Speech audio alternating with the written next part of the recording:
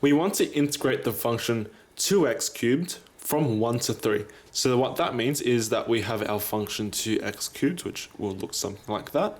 And we're trying to find the area from the point 1 up to 3. So we want to find this little area right here. So how exactly do we do this? Well, first of all, we need to integrate this function as usual. So if we integrate this function right here, what are we going to get? Well, let's just first of all leave the 2 as it is, and then we're going to have a look at this x cubed. So adding 1 to the power is going to give us x to the 4th power, and then we're going to divide by the new power, which is 4. And we need to evaluate this thing from 1 to 3. So another way you might usually see this thing written is you're going to have this new antiderivative right here in square brackets, and you're actually going to put these numbers 1 and 3 on the outside like so. So you're going to have your primitive function evaluated from 1 to 3. And remember, you don't need to put down the plus c because it's going to cancel out in the end anyways. So whenever you see this notation right here, all it means is plug 3 into here and subtract the same thing but evaluated at 1. So what exactly does this look like? You're going to plug 3 into this whole thing right here. So you're going to have, let's actually cancel out these numbers a little bit. This is going to be x to the 4th over 2. So plugging 3 into here, you're going to get 3 to the 4th power, which is 81 over 2. So that's the first part. And then we have to subtract off the same function evaluated at 1. So plugging 1 into here, we're going to get 1 to the 4th power, which is exactly a half. And then this is going to evaluate to 81 minus 1, which is 80 over 2. Which is exactly 40. So 40 is the area underneath this function 2x cubed from 1 to 3, which is really quite nice. Let's do another example. Let's take the integral of 6x squared from -5 up to 2. So we have negatives now. So what exactly is this going to evaluate to? First of all, we need to anti-differentiate 6x squared. So we're going to have square brackets, antiderivative of 6x squared. Well, first of all, increasing the power by 1, we're going to get x cubed, and dividing that thing by the new power, which is 3. So we have 6 over 3 x cubed, and we can simplify that to being 2x cubed. So we have our primitive 2x cubed inside of these brackets right here. And remember, we want to evaluate it from -5 up to 2. So what exactly is this going to evaluate to? Well, all you need to do is plug these numbers into this function. So first of all, our first part is plugging this upper bound into here. So plugging 2 into here, we're going to get 2 cubed, which is 8, times 2, which is 16. So that's our first part.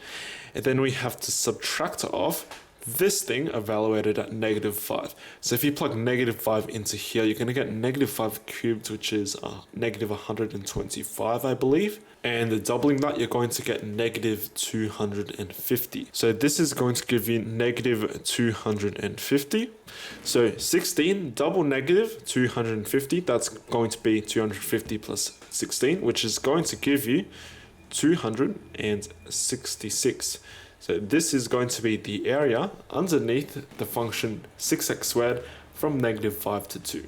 So let's do one more spicy example for now. Let's find the integral from 0 to 3 of the square root of x times dx. So first of all, we need to integrate the square root of x, or anti-differentiate it. So how exactly do we do that? Well, we know how to work with x to some power, and we know the square root of x is the exact same thing as x raised to the 1/2 power. So we have x raised to the 1/2 power.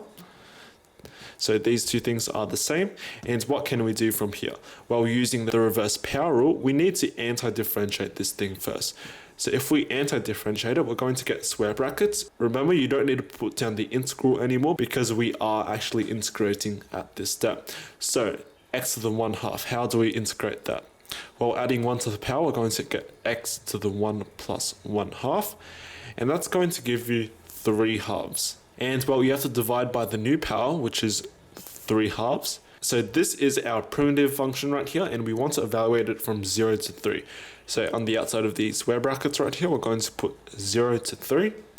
And well, if you divide by a fraction, that's the same thing as multiplying by its reciprocal. So this is going to give you 2/3 times x to 3 halves, evaluated from 0 to 3. And now all you really need to do is plug 3 and 0 into here. So first of all, plugging 3 into this primitive function right here, we are going to get 2/3. Plugging 3 into here, we're going to get 3 to the 3 halves like so. And then minus, we're going to subtract off the lower bounds. So plugging 0 into here, 0 to the anything is just, well, 0 itself. So in fact, when we plug 0 into here, we're just going to get 0 itself.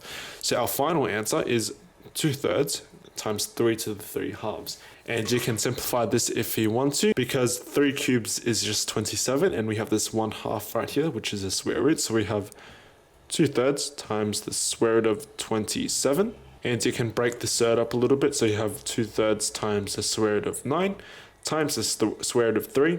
And square root of 9 is exactly 3, which will cancel out with this 3 on the denominator. And you're going to be left with 2 times the square root of 3. So that is the final answer, and that's going to give you the area underneath our square root right here. So if you want to visualize that a little bit, we have our square root function. We're going from 0 up to 3. So this is 3 right here. And 2 times the square root of 3 is just this little area in here. So that is pretty much it for this video. That is kind of like the process in order to find the area underneath graphs using the definite integral. So just as a recap, you pretty much only need to memorize this formula right here.